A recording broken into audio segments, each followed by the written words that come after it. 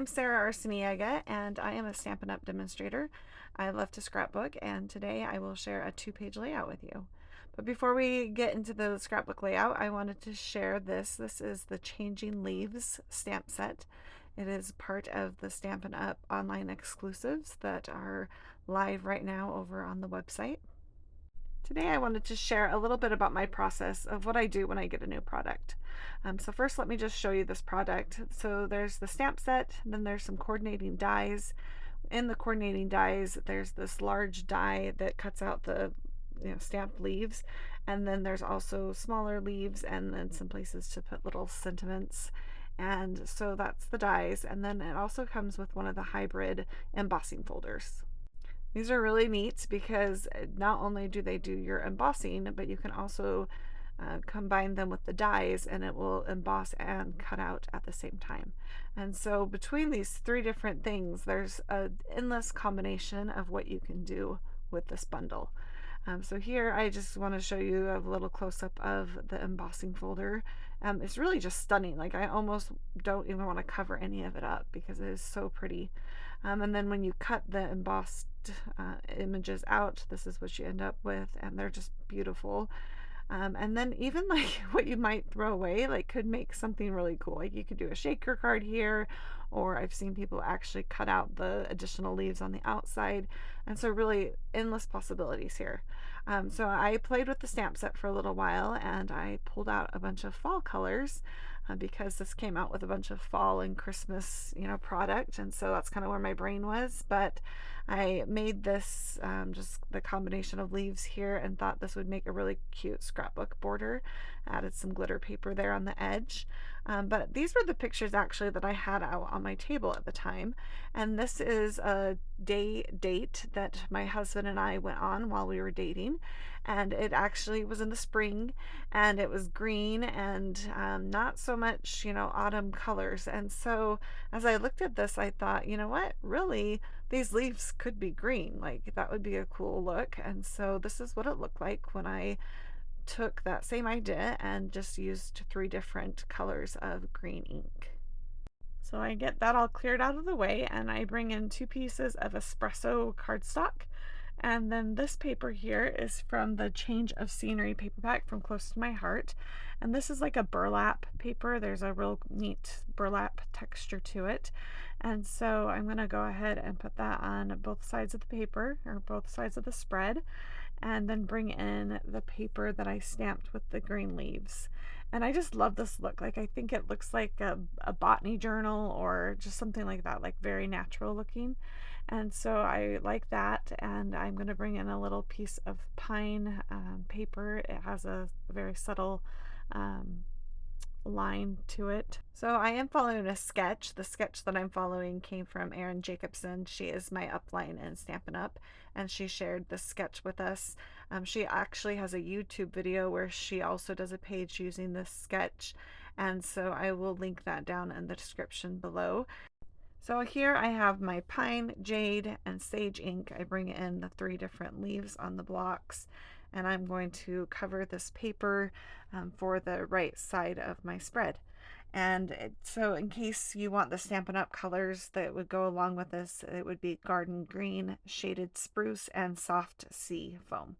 And so what I'm doing here is I start with my big one, and typically what I would do is I would stamp that big stamp in a triangle, and then I would fill in with the smaller ones.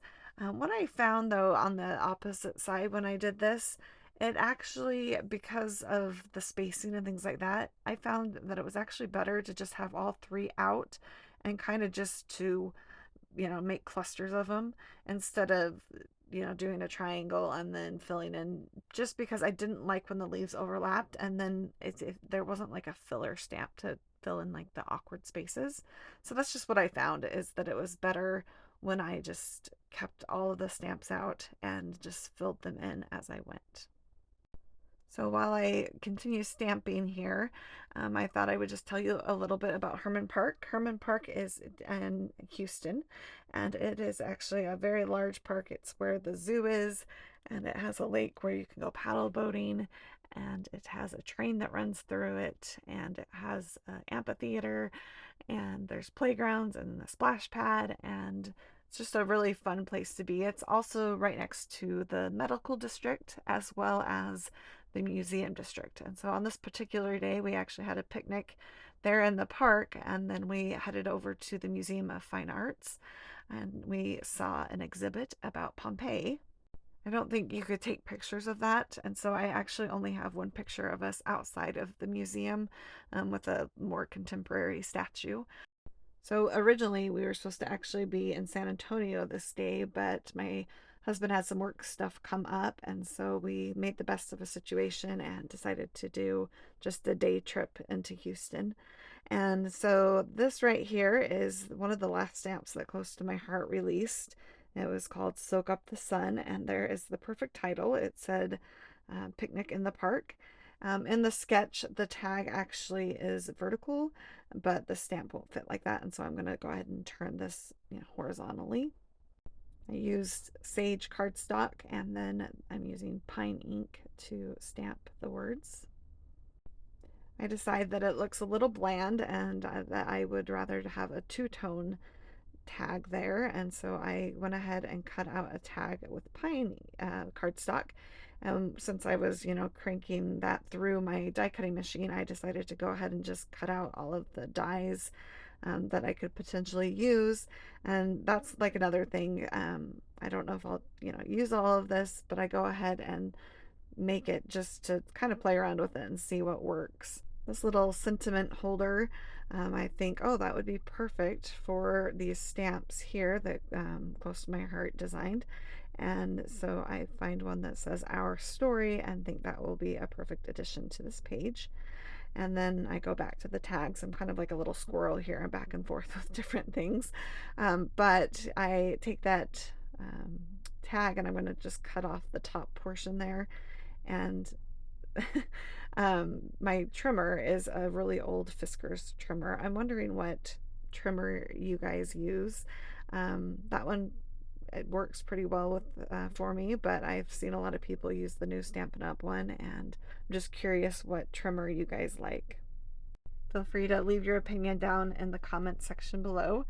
As you can see, I went ahead and inked around the edges of the tag as well as all of the backgrounds of my photos. They are all backed in sage cardstock, and then I did the ink distressing with pine. So in the original sketch, there were some 3x4 pictures. I went ahead and combined those and used some 4x6s instead because that's what I had. I did find these little wooden elements that I had from Close to My Heart. I thought it was a really good way to tie in the color from the burlap paper. And so I'm just going to spread some little hearts around since this is when we were dating. And I think those are pretty cute, and then like I said, it helps with the color. So here I needed something besides just leaves up there, and so I played around with two different options. I go with the one that says You Brighten My Day, and that is actually from the Honey Bunny card making workshop, and it looked pretty good right there. So one thing I actually kind of struggle with when I scrapbook is clustering. I am not very good at clustering, especially when it comes to like florals and things like that. And I kind of tend to be actually more a minimalist in some ways. And so I really struggle with that. And so I decided, let's move on to journaling. I know how to do that. And so here I have printed my journaling. I did double spacing. And then right here, if I just line up the two different lines with the edges of my trimmer, it makes like the perfect little strip. And so I do that.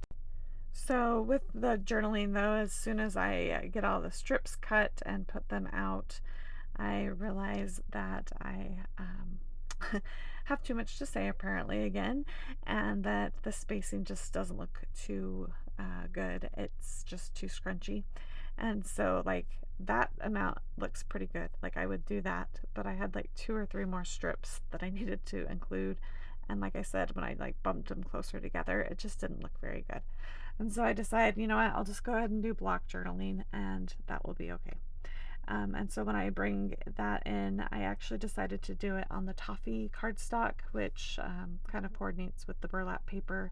And then I decided I probably should bring that in a few other places. So I make a second tag. I really like the way that I use the burlap paper on the top portion of that tag. I also have added some twine to those tags. And so now I'm just kind of at the embellishing stage. Here again, I'm back to the clustering. I've kind of decided what I'm going to put up there. I do use one of the little wood leaves and then some other greenery as well. Here's my little YouTube blurb. If you are enjoying this video, I would love it if you would give it a thumbs up. It's helpful to my channel and shows me, just gives me some good feedback. And I would also love any comments that you would like to share. Those are always fun to read. I always enjoy, when I get into my account and seeing that people have left those. So I do appreciate that. And thank you so much for watching. It's so fun to share my passion of scrapbooking with everyone that chooses to watch these. So those leaves are very intricate. I did use my precision glue on that, and then I decided that these need to be shifted over a little. They're growing out of the top a little too much, so I move them over just a tad more to the side. And that pretty much finishes up my page here. So that's how I went from new product to just kind of playing around with it to a finished page to go in my album. If you are interested, I will leave links for the Stampin' Up! Products that are available, and you can click on the links down below in the description. Have a great day, and I hope to see you around my channel again real soon.